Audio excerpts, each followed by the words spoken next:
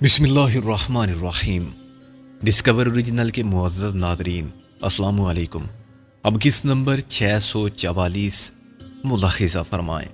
تم دیکھنا میں انہیں کیسے شکار کرتا ہوں، ابھی مہلت ہے ان کے پاس، جہاں چاہے جا کے چھپ جائیں، مگر وہ مجھ سے بچ کے نہیں کہیں جا سکتے۔ میں ان کو ڈھونڈ نکالوں گا، خواہ میرا کوئی ساتھ دے یا نہ دے۔ کوئی سے کیا مراد ہے تمہاری؟ رابعہ نے برہمی سے کہا۔ تم ساتھ دو گی میرا؟ یہ سوال پوچھ کے تم میری توہین کر رہے ہو، کیا تمہیں شک ہے کہ میں انکار کر دوں گی؟ میں نے خفت سے کہا، دراصل تم قانون داں ہو نا، میں تمہارے لیے صرف رابعہ ہوں، تمہاری اور میری زندگی کے راستے ایک ہیں، مگر کیا؟ کھل کے بات کرو۔ کیا غالب اور نازو تمہارے ذاتی انتقام کی اس جنگ میں بھی اسی طرح تمہارا ساتھ دیں گے؟ یہ مقصد اور تھا، اس میں ذاتی پہلو کوئی نہیں تھا، لیکن اس کے بعد مقصد کی نوعیت بدل جائے گی۔ رابعہ بولی، کوئی بھی اپنی زندگی کے خواب تمہاری خواہشوں پر قربان نہیں کر سکتا۔ دوستی کے خلوص کو آزمانے کی ایک حد ہوتی ہے۔ دوستی میں وفاداری کا مطلب یک طرفہ اجارہ داری نہیں ہے۔ یہ تم کیسی باتیں کر رہی ہو؟ اجارہ داری؟ دیکھو، ٹھنڈے دماغ سے سوچو، دل سے مت سوچو۔ کیا غالب کی اور نازو کی اپنی کوئی زندگی ہے؟ ان کے ارمان ہیں، خواب ہیں، اگر ہیں تو انہیں کیا اختیار حاصل ہے کہ وہ اپنی زندگی میں اپنی خوشیوں کے رنگ بھر سکیں؟ تم تو چاہتی ہو کہ بس وہ تمہارے مقاصد کی تکمیل کے اعلیٰ کار بنے رہیں۔ میں نے بگڑ کے کہا، یہ الزام ہے مجھ پر۔ وہ اپنی مرضی سے اس مشن میں ساتھ دے رہے تھے، مگر اس کے بعد والا مشن، کیا اس میں بھی تم انہیں اپنے ساتھ گھسیٹو گے؟ ممکن ہے محسن تم سے اتفاق کرے، مگر تم دیکھ لینا، آخرکار گل اسے جیت لے گی۔ جب وہ گل کا ہو جائے گا تو تمہارا نہیں رہے گا۔ تم غلط سوچ رہی ہو، وہ ایسا دوست نہیں ہے۔ دوستی کے درمیان جب خاندانی رشتے، بیوی بچوں کی محبت، ذمہ داریاں، مجبوریاں حائل ہو جاتی ہیں تو بہت کچھ پہلے جیسا نہیں رہتا۔ کیا تم نے نہیں دیکھا کہ کتنی آسانی سے لوگ گھر چھوڑ دیتے ہیں؟ وہ گھر جس میں ماں باپ، بھائی بہن ہی پیدائش سے 20-25 سال تک آدمی کا سب کچھ ہوتے ہیں۔ کون نہیں جانتا کہ ماں کے پیروں تلے جنت ہے، مگر اس جنت کی خاطر کون بیوی کی زندگی کو جہنم بناتا ہے؟ چند مہینوں یا سال 2 سال میں وہ عورت جو بیوی ہوتی ہے بچوں کی ماں بن جاتی ہے اور سب سے زیادہ اہم ہو جاتی ہے۔ پھر جب بچے بڑے ہونے لگتے ہیں تو سب کچھ غیر اہم ہو جاتا ہے۔ ان کی پرورش، ان کی خواہشات کی تکمیل، ان کی خوشی کے لیے جد و جہد، ان کی کامیابی کے وسائل کا حصول، یہ سب آدمی کو تمام بیرونی رشتوں سے بے نیاز کر دیتے ہیں۔ اصولی نظریات، جذباتی فلسفے سب بے مصرف ہو جاتے ہیں۔ آدمی خود غرض، بزدل اور بے بس ہو جاتا ہے۔ میں عام آدمی کی بات کر رہی ہوں۔ لاکھوں میں چند ایک ایسے بھی ہوتے ہیں جو اپنی زندگی اور بیوی بچوں تک کو قربان کر دینے کا حوصلہ رکھتے ہیں۔ میں اسے دیکھتا رہا، وہ بڑے منطقی انداز میں دلائل دے رہی تھی۔ اس وقت وہ پھر ہائی کورٹ کی وکیل بن گئی تھی۔ پہلا مقدمہ میرے نام تھا تو دوسرا مقدمہ مسٹر اور مسز محسن کے نام۔ رابعہ وکیل استغاثہ بن کے میرے خلاف بول رہی تھی۔ آخر کیا حق پہنچتا تھا ملزم سکندر بخت کو کہ وہ محبت کرنے والوں کا جذباتی استحصال کرے، ان سے دوستی کے نام پر ارمانوں کی قربانی طلب کرے، انہیں ذاتی مقاصد کے لیے استعمال کرے اور انہیں ازدواجی زندگی کی مسرتوں سے محروم کرے؟ ملک اور قوم کی خاطر اپنا سب کچھ قربان کر دینا ایک پاک فریضہ تھا، اور مدعی ایک سچے پاکستانی کی حیثیت سے اس جہاد میں ملزم سکندر بخت کے ساتھ رہے، اس کی حمایت کرتے رہے اور اس کے ہر حکم کی تعمیل کرتے رہے، مگر اپنے والد کے ساتھ ہونے والے ظلم کا انتقام لینا ایک بالکل مختلف اور متنازع موضوع ہے۔ میں وکیل استغاثہ سے اتفاق کرتا ہوں، میں نے کہا۔ رابعہ نے میرا ہاتھ پکڑ لیا۔ کیا تم کہاں تھے سکندر؟ یہ وکیل استغاثہ کہاں سے آ گیا؟ اس کا مطلب ہے تم میری بات سن ہی نہیں رہے تھے۔ میں نے چونک کر خفت سے مسکراتے ہوئے کہا، سب سن کے ہی تو میں نے اتفاق کیا ہے تم سے۔ تم نے بالکل ٹھیک کہا۔ یہاں سے واپس جانے کے بعد میں، غالب اور محسن صرف دوست رہ جائیں گے۔ اگر خود انہوں نے میرا ساتھ دینا چاہا تو میں انہیں اجازت نہیں دوں گا۔ وہ اپنے گھر میں خوش اور آباد رہیں۔ تمہارا کیا خیال ہے؟ وہ مان جائیں گے اور کہیں گے کہ اچھا کبیر خان، جاؤ اپنا انتقام لو، اللہ تمہارا حامی و ناصر ہو، زندگی رہی تو پھر ملیں گے؟ نہیں سکندر، وہ اتنے کمینے اور خود غرض نہیں ہیں، انہیں آزمائش میں مت ڈالو، وہ مجبور ہو جائیں گے کہ تمہارا ساتھ دیں۔ آخر تم چاہتی کیا ہو؟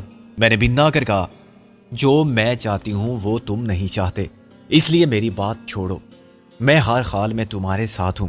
رابعہ نے کہا، تمہیں عفو و درگزر کی فضیلت پر لیکچر دینا بیکار ہے، تمہیں اپنا انتقام اپنے گھر سے زیادہ عزیز ہے تو یوں ہی صحیح، مگر ابھی غالب اور نازو سے کچھ مت کہنا، محسن اور گل کو بھی مت بتانا کہ تمہارے عزائم کیا ہیں، تمہیں جو کرنا ہو لاہور جا کے کرنا، بالکل خاموشی سے، اور اس وقت جب وہ اپنی ازدواجی زندگی کے سفر پر روانہ ہو جائیں اور پیچھے مڑ کر نہ دیکھیں کہ اب تم کیا کر رہے ہو، وعدہ کرو مجھ سے۔ میں وعدہ کرتا ہوں، میں نے شکست خوردہ اور کھوکھلے لہجے میں کہا۔ رابعہ اٹھی اور اندر چلی گئی، اس کے دلائل نے مجھے یقین اور اعتماد سے محروم کر دیا تھا، میرے جذبات میں انتشار پھیلا دیا تھا اور میرے خیالوں کو دھندلا دیا تھا۔ میں یہ سوچنے پر مجبور ہو گیا تھا کہ کیا ان خیالات میں گھر بسا کے میں رابعہ پر ظلم نہیں کروں گا؟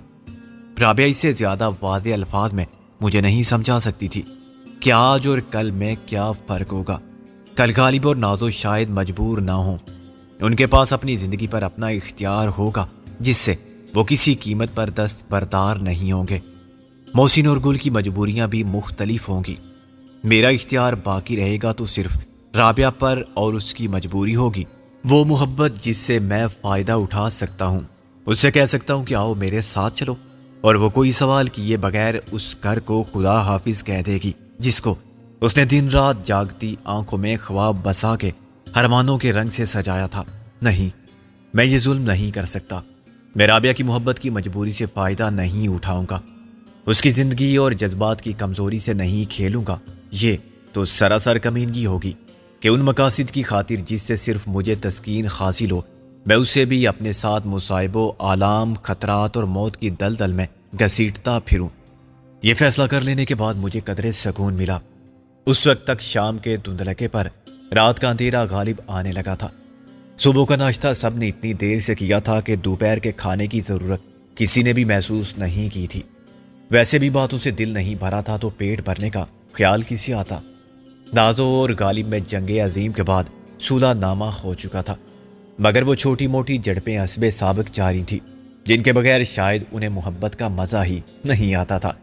رابعہ بھی پرسکون تھی، مگر مجھ سے نظریں چرا رہی تھی، اور شاید سچ کا کڑوا زہر میرے حلق سے اتارنے کے بعد اپنی زیادتی کے احساس سے پیشیمانی میں مبتلا ہونے لگی تھی۔ سب سے نمایاں فرق گل کے رویے میں آیا تھا، وہ اپنی خاموشی اداسی کے خول سے نکل آئی تھی اور پہلے کی طرح ہنس بول رہی تھی۔ صاف ظاہر تھا کہ اس تبدیلی کا ذمہ دار محسن ہے۔ یہ ناممکن تھا کہ وہ اتنی جلدی شیلا کو بھول جائے، مگر اس کے لیے بے رخی اور بے اعتنائی سے کسی کا دل توڑنا بھی اتنا ہی ناممکن تھا۔ کاجل 8 بجے نمودار ہوئی، اس کا حلیہ بالکل بدلا ہوا تھا، وہ شلوار قمیص اور دوپٹے میں تھی اور اس نے بالوں کی چوٹی گوند لی تھی۔ اس کے لمبے کالے بال پشت پر کسی سیاہ ناگ کی طرح لہرا رہے تھے اور کانوں میں بڑی بڑی نازک بالیاں جھول رہی تھی۔ وہ اچانک بنگالن سے پنجاب کی مٹیارن بن گئی تھی۔ معاف کرنا مجھے، کچھ دیر ہو گئی، وہ بولی۔ دن میں تم نے کیا کھایا؟ غالب نے ایک ٹھنڈی سانس لے کر کہا۔ تمہارا غم کھایا۔ کاجل ہنس پڑی۔ اچھا؟ نازو نے غالب کو گھورا تو اس نے فوراً وضاحت کی۔ میرا مطلب تھا ہم سب کو تمہاری فکر رہی۔ مرزا تم ایک بزدل آدمی ہو، بلکہ آدمی ہو ہی نہیں، تم نے ناک کٹوا دی ہم سب مردوں کی۔ محسن نے کہا، تمہاری ناک تو نہیں کٹی نا؟ غالب بولا، مجھے شرم آتی ہے تمہیں اپنا دوست کہتے ہوئے، تمہاری جگہ میں ہوتا یار تو ایک بار منہ سے وہ شرمناک الفاظ نہ نکالتا، ایک بار لکھ کر نہ دیتا جو تو نے 1000 بار لکھ دیا۔ پھر کیا کرتے؟ نازو نے کہا۔ میں ہاتھ پکڑتا کاجل کا اور نکل جاتا سینے پر ہاتھ مار کے کسی نکاح خواں کی تلاش میں۔ تم دوڑی آتی پیچھے ناک رگڑتی ہوئی اور میں 1000 بار کہتا۔ کاجل نے ایک دم اپنا ہاتھ بڑھا دیا۔ لو پکڑو میرا ہاتھ، میں جانتی ہوں ایک نکاح خواں کو۔ محسن نے گڑبڑا کے کہا، وہ تو میں غالب کی جگہ ہوتا تو کرتا، فی الحال میں اپنی جگہ پر ہوں۔ اب غالب کی باری تھی، اس نے کہا، آؤ یہاں میری جگہ آ کے ہمت کرو ورنہ ڈوب مرو۔ گل کی طرف کیا دیکھ رہے ہو؟ گل کا رنگ گلابی ہو گیا، اس نے گھبرا کے کہا، بھائی مجھے اپنی لڑائی میں مت کھینچو۔ کاجل نے کہا، پہلے کھانا کھا لیں آپ لوگ، پھر میں ایک خوشخبری سناؤں گی۔ میں نے کہا، خوشخبری پہلے سناؤ، ممکن ہے اس کے بعد کھانے کی ضرورت ہی نہ رہے۔ اس لیے تو کھانا پہلے ضروری ہے، خود میں نے نہیں کھایا، سخت بھوک لگی ہے۔ وہ بولی کوئی جا کے گاڑی میں سے کھانا لے آئے۔ یہ نیک کام محسن نے کیا۔ کاجل کسی ہوٹل سے کھانا پیک کرا کے لائی تھی۔ اس کی خوشبو اتنی اشتہا انگیز تھی کہ کھانا سامنے آتے ہی سب ٹوٹ پڑے۔ ہمارے جانے کا انتظام ہو گیا ہے، کاجل نے کھانے کے بعد اعلان کیا۔ سچ؟ نازو نے خوشی سے بے قابو ہو کر کہا۔ کب؟ کل سے روانگی شروع ہو جائے گی۔ اس نے کہا کل سے؟ کیا ہم سب ایک ساتھ نہیں جائیں گے؟ میں نے کہا ایک ساتھ تو بہت مشکل ہے۔ وہ بولی جہازوں پر بکنگ کا اتنا رش ہے کہ باقاعدہ سیٹوں کی بلیک ہو رہی ہے، 3-4 گنا قیمت پر بھی سیٹ نہیں ملتی۔ پھر ڈائریکٹ فلائٹ تو ہے نہیں، ایک راستہ کولمبو سے ہے، دوسرا نیپال کی طرف سے، دونوں بہت لمبے روٹ ہیں، چنانچہ کرائے ویسے ہی ڈبل ہو جاتے ہیں۔ میں نے مایوسی سے کہا یہ تو بہت مہنگا بھی پڑے گا۔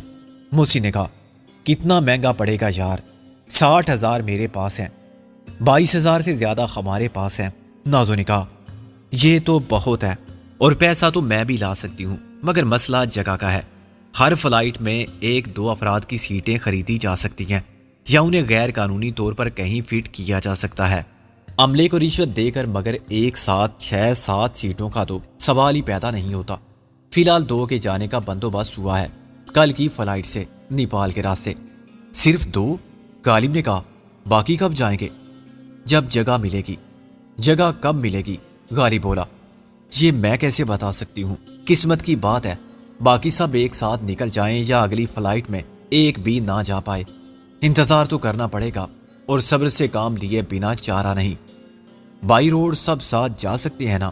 موسی نے کہا ہاں، مگر وہ بہت لمبا، تکلیف دہ اور غیر محفوظ سفر ہے، اس سے یہاں انتظار کرنا آسان ہے۔ کاجل نے کہا۔ میں نے کہا اوکے، 2 کل چلے جائیں گے۔ رابعہ نے کہا کون 2؟ میں نے کہا کوئی بھی 2، نازو اور گل چلی جائیں۔ نازو نے صاف انکار کر دیا، میں بعد میں جاؤں گی۔ اس کے انکار کا مطلب بھی صاف تھا کہ میں غالب کے ساتھ جاؤں گی، اسے اکیلا چھوڑ کے نہیں جاؤں گی۔ رابعہ اور گل، میں نے کہا۔ اب رابعہ نے انکار کر دیا، مجھے کوئی جلدی نہیں ہے، ایسا کرو محسن کو اور اس کے ساتھ گل کو روانہ کر دو۔ محسن نے کہا تم چلی جاؤ نا سکندر کے ساتھ۔ کاجل نے کہا یہ کیا مصیبت ہے، آخر کوئی تو جائے گا، چلو قرآن دادی کر لو۔ میں نے کہا بالکل ٹھیک ہے، اعتراض بالکل نہیں چلے گا بعد میں۔ ہاں، خواہ غالب کا اور کاجل کا نام نکل آئے۔ محسن بولا میں ابھی سے انکار کرتا ہوں، مجھے یہیں مرنا قبول ہے۔ غالب نے احتجاج کیا میں راستے میں کود جاؤں گا جہاز سے اگر زبردستی کی گئی۔ کاجل نے ہنس کے کہا اب میں اتنی بری بھی نہیں ہوں۔ غالب نے کہا مگر میں گرفتار بلا ہوں، وہ بلا مجھے نہیں چھوڑے گی، مجھے پھر 1000 مرتبہ لکھ کے دینا پڑے گا۔ نازو ہنسی جانو تو پڑے گا تمہیں، قرآن دادی آخر کس لیے ہو رہی ہے، ایسے تو فیصلہ کبھی نہیں ہوگا۔ جب قرآن دادی میں محسن کا نام نکلا تو غالب نے سب سے پہلے نعرہ لگایا بچ گیا، میں تو بچ گیا، مدعی لاکھ برا چاہے۔ اگلا نام گل کا نکل آیا تو پھر شور مچا، بے ایمانی ہوئی ہے۔ کیا بے ایمانی ہوئی ہے؟ غالب نے کہا جان بوجھ کے یہ نام نکالا گیا ہے۔ محسن بولا نام سب کے سامنے نکالا گیا ہے، میں نے کہا اور کنکھیوں سے گل کی طرف دیکھا۔ اس کے ہونٹوں کی مسکراہٹ میں فتح مندی کا غرور تھا، اور اس کی آنکھیں اپنی خوش نصیبی کا اعلان کرتی ہوئی محسوس ہوتی تھی۔ اگر اس نے دعا مانگی تو وہ قبولیت کی کڑی تھی، اگر یہ جذبہ دل کی تاثیر تھی تو اس میں کلام نہیں تھا، اگر یہ اس نے اتفاق تھا تو بڑا حسین اتفاق تھا۔ مجھے ایک بار پھر یوں لگا جیسے محسن کا احتجاج بھی رسمی اور سطحی ہے، وہ گل کو احساس دلانا چاہتا ہے کہ در حقیقت وہ بھی اس قرآن دادی کے نتیجے سے اتنا ہی خوش ہے جتنی کہ گل۔ بات صرف اتنی تھی کہ محسن پہلے سے گل کے جذبات سے آگاہ تھا۔ جب شہلا زندہ تھی تب بھی اس میں ہمت نہ تھی کہ وہ گل کی دل شکنی کر سکے، کچھ اس لیے کہ ڈاکو شیش ناگ کی بہن ناگمنی سے جب وہ گل بانو بنی تو اس کو جذباتی سہاروں کی ضرورت تھی۔ مائی کے مرنے کے بعد وہ دنیا میں لا وارث و تنہا رہ گئی تھی، ایسے میں ہم نے اسے اپنایا اور اس نے محسن کو پسند کر لیا، یہ جانتے ہوئے بھی کہ وہ شہلا کا ہو چکا ہے اور وہ تمام عمر اس کے پیچھے بھاگتی رہے گی، تب بھی اس کو نہ پا سکے گی۔ اب دل کس پر آتا ہے اور کیوں آتا ہے، اس کی کیا توصیع اور کیا دلیل؟ جو نہ مصلحت دیکھے نہ مساہلت کرے، اسے کوئی کیا سمجھائے؟ ہم نے بھی محسن کو مجبور کیا تھا کہ گل کو نئی زندگی کی راہ پر چلنے کی استقامت صرف ہمارا رویہ دے سکتا ہے۔ اس راہ پر ایک تلخ تجربہ اس کو پھر صراط مستقیم سے بھٹکا دیتا اور وہ جذباتی عدم توازن کا شکار ہو کر مہر و وفا کے نام ہی سے بدظن ہو جاتی تو تمام عمر زمانے کی ٹھوکروں میں رہتی۔ یہی وجہ تھی کہ محسن اسے کبھی یک طرفہ محبت کے حق سے محروم نہیں کیا کہ اگر وہ یوں خوش ہے تو یوں ہی صحیح۔ لیکن اب اچانک شیلا نہیں رہی تھی۔ اس کی تمام زندگی قربانی سے عبارت تھی۔ یہ قربانی اس نے پہلے بھائی کے لیے دی تھی، پھر شوہر کے لیے اور آخر میں بیٹے کے لیے اور ہم سب کے لیے۔ لیکن مجھے ایسا محسوس ہوتا تھا جیسے اس نے گل کو بھی زیر بار احسان کیا۔ وہ گل سے کبھی نہیں ملی اور اس نے گل کو دیکھا تک نہیں۔ جب گل نے اسے دیکھا تو وہ شیشے کے تابوت میں خوابیدہ ایک لاش سے زیادہ کچھ نہ تھی۔ اسے کیسے معلوم ہو سکتا تھا کہ گل بانو نام کی ایک لڑکی جو پہلے ڈاکو ناگ منی تھی اب اس کے شوہر سے دل لگا بیٹھی ہے۔ اگر یہ بات اسے کوئی بتا بھی دیتا تو شاید مرتے وقت اس کے دل میں ایک خلش رہ جاتی کہ کہیں اس میں 50% نہ صحیح 10%، 1% یا برائے نام ہی صحیح غلط فہمی کی بات صحیح قصور محسن کا تو نہیں تھا۔ لوگ تو کہتے ہیں تالی ایک ہاتھ سے نہیں بجتی اور دھواں وہیں سے اٹھتا ہے جہاں آگ ہو، لیکن خدا نے اسے محبت پر اعتماد، محسن پر اعتبار اور وفا پر یقین کے سکون سے محروم نہیں کیا۔ اس نے بے مثال صبر، درد کے عذاب کو شکر کے ساتھ جھیلنے کی بے مثل ہمت اور قربانی کی۔ محسن نے بھی حیرت انگیز اور ناقابل یقین صبر کے ساتھ اپنی زندگی کے سب سے بڑے جذباتی سانے کو برداشت کیا تھا۔ شاید اس کی جگہ میں ہوتا تو ہوش کھو بیٹھتا، مگر اس نے نشتہ تقدیر کو خدا کی رضا سمجھ کر قبول کر لیا اور ثابت کر دیا کہ وہ ناقابل شکست ہے۔ اپنی وفا میں، اپنی محبت میں، اپنی دوستی میں اس کا خلوص ایک جذبہ جاوداں ہے۔ بدلے ہوئے حالات میں وہ گل کے ساتھ پہلے کی طرح مہربانی، التفات کا رویہ اپنائے ہوئے تھا، مگر گل کا انداز عشق بدل گیا تھا۔ اب وہ زیادہ پر امید تھی اور محسوس کرنے لگی تھی کہ یہ سب انتظام دستے غیب ہے۔ یہ تو سوچنا ہی غلط تھا کہ اس کے دل کے کسی گوشے میں شیلا کی موت پر خوشی یا اطمینان کا خیال بھی موجود ہوگا، لیکن یہ سمجھنے میں وہ حق بجانب تھی کہ جب اس نے ایسا کبھی نہیں چاہا تھا، پھر بھی قدرت نے اس کا راستہ صاف کر دیا تھا، تو وہ خود کو مجرم کیوں سمجھے اور کیوں محسن کو نہ اپنائے، اسے کیوں نہ چاہے اتنی ہی شدت سے اور خلوص نیت کے ساتھ جیسے شیلا نے چاہا تھا۔ وہ اس کے لیے شیلا کیوں نہ بن جائے اور اس خلا کو اپنی کوشش کی انتہا تک پور کرنے کی خواہش کیوں نہ کرے جو محسن کی زندگی میں پیدا ہو گیا ہے۔ کاجل رات 10 بجے گئی تو 2 پولیس مین ڈیوٹی پر آ چکے تھے، مگر وہ نئے آدمی تھے۔ گل اور محسن کی پرواز اگلے دن دوپہر کو روانہ ہونے کا امکان تھا۔ جہاز شیڈول کے مطابق نہ آ رہے تھے نہ جا رہے تھے، مگر اس نے کہا کہ وہ 10 بجے آ کے انہیں اپنے ساتھ لے جائے گی۔ ابھی وہ رخصت ہو کے زیادہ دور نہیں گئی تھی کہ ہم نے فائرنگ کی آواز سنی۔ یہ مشین گن کے فائر تھے۔ میں نے اور محسن نے خواتین کو اندر رہنے کی تاکید کی اور غالب کو ان کے پاس چھوڑ کے باہر گئے۔ ادھر ادھر کی کوٹھیوں سے بہت سے لوگ نکل آئے تھے اور اپنے اپنے نوکروں کو صورتحال معلوم کرنے کے لیے بھیج رہے تھے۔ بظاہر کہیں کچھ نہیں ہوا تھا، مگر اچانک میری نگاہ گیٹ پر گئی۔ دونوں پولیس مین جو رات کی ڈیوٹی دینے آئے تھے غائب تھے۔ میرا ماتھا ٹھنکا۔ محسن، مجھے دال میں کچھ کالا نظر آ رہا ہے۔ محسن نے سر ہلایا۔ فائرنگ بہت قریب ہوئی تھی۔ مجھے تو یوں لگا جیسے ہمارے ہی دروازے پر۔ کہیں ان کا نشانہ کاجل تو نہیں تھی؟ یہ ہو سکتا ہے، میں نے کہا۔ ویسے تو عبدالستار چودھری نے اسے پاگل مشہور کر رکھا تھا، مگر جاننے والے جانتے ہوں گے کہ یہ کیسا پاگل پن ہے۔ وہ کار لے کر پھرتی ہے، نت نئے فیشن کرتی ہے، اپنی مرضی سے آتی جاتی ہے اور باتوں سے اتنی ہوش مند لگتی ہے کہ اسے پاگل کہنے والا خود پاگل۔ محسن نے کہا، کچھ لوگوں کو ضرور معلوم ہوگا کہ وہ بنگلہ دیش کی دل سے عامی نہیں اور پاکستانی ہے۔ کہیں کسی نے اس کے اور ہمارے تعلق کا پتہ تو نہیں چلا لیا؟ اللہ خیر کرے۔ ابھی ہم اندھیرے کی اوٹ میں کھڑے اپنے اندیشوں کے اسباب تلاش کر ہی رہے تھے۔ کیسل پولیس مین نمودار ہوئے۔ میں نے کہا، تم لوگ کہاں چلے گئے تھے؟ ان میں سے ایک نے کہا، سائیں ہم کو معافی دو، اپنے کو تھوڑا دیر ہو گیا۔ میں نے کہا، ابھی یہاں فائرنگ ہوئی تھی۔ دوسرا پولیس مین بولا، آہو جی، آوازاں تو ہم نے بھی سنی تھی۔ ایک بندے نے بتایا کہ کسی نے گڈی پر گولیاں چلائی تھی۔ میں نے کہا، کس کی گاڑی پر؟ یہ تو نہیں پوچھا میں نے، پر وہ بندہ کہہ رہا تھا کہ کوئی لڑکی گڈی چلا رہی تھی۔ اندھیرے میں گڈی کا رنگ نظر نہیں آیا۔ میں نے کہا اندھیرے میں کون سا رنگ نظر نہیں آتا؟ سفید گاڑی صاف نظر آتی ہے، پیلی بھی نمایاں ہوتی ہے، ہاں لال یا کالی یا ڈارک براؤن رنگ شناخت کرنا مشکل ہوگا۔ محسن بولا اب تم دھیان سے پہرا دو، ہمیں شک ہے کہ کسی نے چودھری صاحب کی گاڑی پر گولیاں چلائی تھی۔ میں نے کہا تم فون کر کے معلوم کر سکتے ہو؟ ان کو عبدالستار چودھری کا فون نمبر معلوم نہیں تھا۔ بات تشویش کی تھی مگر تصدیق کا کوئی ذریعہ نہ تھا۔ میں نے اور محسن نے طے کیا کہ خواتین کو کچھ نہ بتایا جائے، اور انہوں نے پوچھا تو ہم نے خاصی لا تعلقی سے ٹال دیا کہ پتہ نہیں کیا معاملہ تھا۔ یہاں حالات ایسے ہیں کہ کسی وقت کچھ بھی ہو سکتا ہے، مگر ہم فی الحال محفوظ ہیں۔ میں نے انہیں مطمئن کر کے سونے پر مجبور کر دیا اور خود بھی سب کے ساتھ ہی لیٹ گیا، مگر نیند میری آنکھوں سے کوسوں دور تھی اور مجھے ہر سم سے خطرے کی آہٹ محسوس ہوتی تھی۔ کچھ دیر بعد میں نے محسن کو اٹھ کر باہر جاتے دیکھا اور خود بھی دبے پاؤں باہر نکل گیا۔ ہم باغ کے آخری گوشے میں اسی جگہ بیٹھ گئے جہاں دن میں غالب اور نازو بیٹھے رہے تھے۔ حفظ ماں تقدم کے طور پر ہم نے ریوالور اپنے پاس رکھے اور ان پولیس والوں پر بھی نظر رکھی جو پیرے پر مامور تھے۔ محسن نے کہا یار سکندر، میری جگہ کل تو نہیں جا سکتا؟ میں نے کہا نہیں، فیصلہ ہو گیا ہے۔ بات فیصلے کی نہیں ہے یار، حوصلے کی ہے۔ تو جا سکتا ہے اس گھر میں جو تیرا اپنا ہے، تو اسے آباد کر سکتا ہے۔ میں اس گھر میں نہیں جا سکتا جہاں اب شیلا نہیں ہے۔ گل کے ساتھ جاتے ہوئے میں خود کو مجرم محسوس کرتا ہوں۔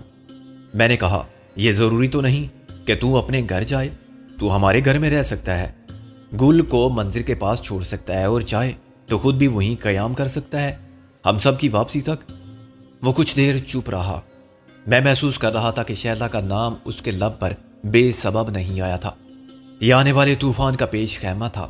ابھی تک اس نے ضبط سے کام لیا ہوا تھا، وہ کسی اور کے سامنے رونا نہیں چاہتا تھا۔ اب میں اور وہ تنہا تھے تو اس نے خود اپنے دل کے ناسور میں خنجر اتار دیا تھا۔ وہ شیلا کی باتیں کرنے لگا اور پھر جذبات کا آتش فشاں پھٹ گیا۔ وہ سب لاوا جو اس کے وجود میں جمع تھا بہہ نکلا۔ وہ رونے لگا اور میرے کندھے پر سر رکھ کے آنسو بہانے لگا۔ میں نے اسے نہیں روکا، صبر کی تلقین بھی نہیں کی۔ میں خود اس کے ساتھ روتا رہا اور شیلا کو یاد کرتا رہا، اسے وہ سب بتاتا رہا جو ابھی تک وہ نہیں جانتا تھا۔ کسی سفاک مسیحا کی طرح میں نے اس کے زخم کا سارا مواد بڑی ہوشیاری سے نکال دیا۔ اس کے درد کا درما یہی تھا، اس کو شفا صرف ایسے ہی مل سکتی تھی۔ وہ رات بھر روتا رہا اور شیلا کے ساتھ گزرنے والی زندگی پر آنسو بہاتا رہا۔ یادوں کے قبرستان میں خرلمے کی قبر پر اشکوں کے پھول نچھاور کر کے اسے کچھ سکون ملا۔ صبح ہوتے ہوتے وہ نارمل ہو گیا۔ فضا ساکت تھی، رات اتنی خاموش تھی کہ پتا بھی گرتا تو آواز سنائی دیتی تھی۔ باہر خاصی سردی تھی اور خزاں کی ہوا تھی، مگر ہمیں خنکی کا احساس بھی نہیں ہوا۔ ہم اپنی یادوں میں، اپنی باتوں میں اتنے ڈوب گئے تھے کہ ہم نے ایک بار بھی پلٹ کر نہیں دیکھا۔ پھر اچانک مجھے اپنے پیچھے ایک سایہ سا نظر آیا۔ میں ایک دم اٹھا تو اس سائے نے فرار ہونے کی کوشش کی۔ میں نے ایک جست میں اسے جا لیا۔ یہ گل تھی جو نہ جانے کب پیچھے آ کے کھڑی ہو گئی تھی اور شاید اس نے سب کچھ سنا بھی تھا۔ گل نے خود کو چھڑانے کی کوشش کی۔ جانے دو مجھے۔ وہ اس طریقہ سے مغلوب تھی اور اس میں غیر معمولی طاقت آ گئی تھی۔ اسے قابو کرنے کے لیے مجھے دونوں بازوؤں کے حلقے میں اسیر کرنا پڑا۔ وہ پھر بھی مچلتی رہی۔ چھوڑ دو مجھے، میں شیلا نہیں ہوں، میں محسن کے لائق نہیں ہوں۔ میں نے اس کا چہرہ اپنی طرف کیا۔ گل ہوش میں آؤ، پاگل مت بنو۔ میں پاگل ہوں، میں پاگل ہی رہوں گی۔ میں نے اس کے ایک جامپڑ مارا۔ اس نے ایک جھٹکے سے سر اٹھایا اور مزاحمت چھوڑ دی۔ پھر میں اسے کھینچ کر محسن کے پاس لے گیا جو احساس ندامت سے مغلوب وہیں بیٹھا تھا۔ آج سے اس کی ذمہ دار تم ہو گل، تم وہ سب کچھ کرو گی محسن کے لیے جو شیلا کرتی تھی۔ مجھے معلوم ہے کہ تم کر سکتی ہو کیونکہ تم کرنا چاہتی ہو۔ تم شیلا نہیں ہو مگر شیلا سے کم بھی نہیں ہو۔ پھر میں پلٹا اور اسے زاروں کی طرح روتا چھوڑ کے اندر چلا گیا جیسی کہ مجھے امید تھی۔ محسن نے اسے سنبھال لیا۔ دوسری حیرت کا سامنا مجھے رابعہ اور نازو کو دیکھ کر ہوا۔ وہ دونوں ایک کھڑکی سے لگی کھڑی تھی اور سب کچھ دیکھ رہی تھی۔ کیا دیکھ رہی ہو؟ کوئی تماشا ہو رہا ہے؟ میں نے کہا انسانی تماشا۔ رابعہ نے کہا میں خود ہی تماشا ہوں اور خود ہی تماشائی۔ نازو نے کہا گل کیا کہہ رہی تھی؟ میں نے کہا کچھ بھی کہہ رہی تھی۔ رابعہ نے ٹھنڈی سانس لے کر کہا یعنی اب شیلا کا باب ہمیشہ کے لیے بند ہو گیا؟ ہاں، کتاب زندگی ایسے ہی رقم ہوتی ہے، یہ دستے تقدیر کے اختیار میں ہے، جس باب کو جہاں چاہے ختم کر دے، اور ہم پر لازم ہے کہ رضائی الہی کے سامنے صبر کا اظہار کریں، وقت کے کارواں کے ساتھ چلتے رہیں۔ ہاں، اسے کوئی شیلا کا ذکر نہیں کرے گا۔ وہ دونوں گم سم سی بیٹھ گئیں۔ ایک عورت کی حیثیت سے انہیں یہ سب اچھا نہیں لگا تھا۔ ان کے جذبات اس وقت عقل کے تابع نہیں تھے۔ کتنی جلدی بلا دیا محسن نے اسے، رابعہ بولی۔ میں نے کہا، یہ ناممکن ہے کہ محسن اسے بلا سکے۔ جب کوئی کسی کی زندگی کے ایک حصے میں شامل ہو تو اسے یادوں سے کیسے نکالا جا سکتا ہے؟ مگر اسے یاد رکھنے کا مطلب یہ نہیں کہ آدمی دنیا و آخرت کو بلا کے اس کے مزار کا مجاور ہو جائے، تمام عمر اسے رونے میں گزار دے۔ وفاداری تو اسی کا نام ہے، نازو بولی۔ میں نے کہا، یہ وفاداری نہیں، بے وقوفی ہے، پاگل پن ہے۔ مرنے والوں کے ساتھ کون مرتا ہے؟ ایسا صرف شیریں فرہاد کی داستان میں ہوتا ہے۔ رابعہ نے کہا، چھوڑو نازو، کس سے بحث کر رہی ہو؟ یہ بھی تو مرد ہیں۔ سب مرد ایک جیسے بے وفا ہوتے ہیں، ساتھ چھوٹتے ہی بھول جاتے ہیں۔ نازو نے فیصلہ صادر کیا، یہ سب دردناک زنانہ رومانی ناولوں کے ڈائلاگ ہیں۔ گل کو کچھ نہیں کہا تم نے، اس نے کیوں جگہ لی شیلا کی؟ وہ بھی تو کچھ قربانی دیتی اور شیلا کی محبت کے احترام میں کبھی محسن کا خیال بھی دل میں نہ لاتی۔ میں نے اب مرد کی حیثیت سے دنیا کے سب مردوں پر آنے والے الزام کا دفاع ضروری سمجھا۔ حقیقت یہ ہے کہ عورت ہی عورت کی سب سے بڑی دشمن ہے۔ یہ غلط ہے۔ کیا غلط ہے؟ کوئی عورت جب جانتے بوجھتے کسی شادی شدہ مرد پر غصبانہ قبضہ کرتی ہے، مرد ورگلاتا ہے اسے شیطان بن کر۔ بالکل ٹھیک، مرد خود ڈورے ڈالتے ہیں، نازو بولی۔ میں نے کہا، پھر تم تسلیم کر لو کہ عورت کے پاس عقل نام کی کوئی چیز ہوتی ہی نہیں، ورنہ وہ کیوں کسی کے چکر میں آئے؟ اس کے پاس صرف جذبات ہوتے ہیں۔ مجھے کوئی ورگلا کے تو دیکھے۔ رہنے دو یہ پارسائی کے دعوے، نازو بولی۔ دیر نہیں لگتی جذبات کے دائرے کا رخ بدلنے میں، مگر یہ بات یک طرفہ نہیں ہے۔ ثبوت کے طور پر میں نے سچ بولا، تم دونوں ناراض ہو جاؤ گی۔ نازو نے اکڑ کر کہا، ہم کیوں برا مانے؟ سچ سننے کا حوصلہ ہے ہم میں، رابعہ بولی۔ میں نے کہا، تو بی بی نازو، پوچھو اپنی رابعہ باجی سے کہ انہوں نے کس طرح اپنے جذبات کا رخ میری طرف بدلا تھا۔ اور تم مس نازو، ذرا خود سوچو اور یاد کرو کہ تم نے پہلے کسے چاہا تھا، پھر غالب کی کیسے ہو گئی تم؟ رابعہ کا رنگ ذرا سی دیر کے لیے بدلا۔ تانے مت دو، میں نے کہا۔ دیکھا، بری لگی نا میری بات؟ رابعہ نے کہا، حقیقت یہ ہے کہ اس کے لیے میرے دل میں جذبات تھے ہی نہیں جس کا تم حوالہ دے رہے ہو۔ میں نے کہا، میں چائے بنا کر لاتا ہوں، اور کچن کی طرف بھاگ گیا۔ میں بحث میں نہیں پڑنا چاہتا تھا۔ مجھے احساس تھا کہ میرا یہ سچ بہت تلخ ہوگا، مگر گل کے مفاد میں یہ اعتراف ضروری تھا کہ ہم سب ایک سے انسان ہیں۔ ہم سب کی زندگی ضرورتوں اور مجبوریوں سے عبارت ہے، اور ہم سب جذباتی مفاہمت کرتے ہیں، ورنہ جینا محال ہو جائے۔ رابعہ کی پہلی شادی ایک ایسے شخص سے ہو گئی تھی جو شادی کے قابل ہی نہ تھا، اور اس شریف آدمی نے اپنی محرومی کا رابعہ سے کوئی انتقام نہیں لیا تھا۔ وہ ایک کامیاب زندگی گزارتا رہا تھا، اور بعد میں بھی اس نے بہت ترقی کی۔ شادی اس نے صرف دنیا کا منہ بند کرنے اور ایک الزام سے بچنے کے لیے کی تھی۔ اس کے بعد وہ محفوظ ہو گیا۔ اس نے عورت کی بے وفا سرشت سے نفرت کو دوبارہ شادی نہ کرنے کا جواز بنا لیا۔ رابعہ کو باعزت طور پر معافی مانگ کے آزاد کرنے کے بعد آج برسوں بعد اس حوالے نے رابعہ کے احساس کو ٹھیس پہنچائی تھی۔ اسے یقیناً مجھ سے ایسی بے رحمی کی امید نہ ہوگی۔ اسی طرح نازو نے پہلے مجھے ٹوٹ کے چاہا تھا، اور دیوانگی کی حد تک، مگر میں نے اسے دو ٹوک الفاظ میں بتا دیا تھا کہ میں رابعہ کو چاہتا ہوں، اور اس زندگی میں یہ ناممکن ہے کہ کسی اور کا خیال بھی میرے دل میں رہے۔ تو مایوسی کے طویل رد عمل سے گزر کے اس نے غالب کو قبول کر لیا۔ وہ باہمت لڑکی تھی اور مایوس ہو کر خودکشی نہیں کر سکتی تھی۔ اس نے جینے کا ایک اور بہانہ تلاش کر لیا۔ مختلف حالات میں اور مختلف حوالوں سے ان دونوں کی زندگی میں دو مرد آ چکے تھے۔ ان میں سے ایک میں تھا۔ میں رابعہ کی زندگی میں دوسرا مرد تھا، مگر نازو کے لیے پہلا۔ اس حقیقت کا ادراک گل اور محسن کے رشتے کو باعزت انداز میں تسلیم کرانے کے لیے ضروری تھا۔ یہ نہ محسن کا جرم تھا اور نہ گل کا قصور تھا، یہ حالات کا جبر تھا اور ایک حادثہ تھا۔ ملنا بھی حادثہ ہوتا ہے اور بچھڑنا بھی۔ حادثے سے بھلا کون بچ سکتا ہے؟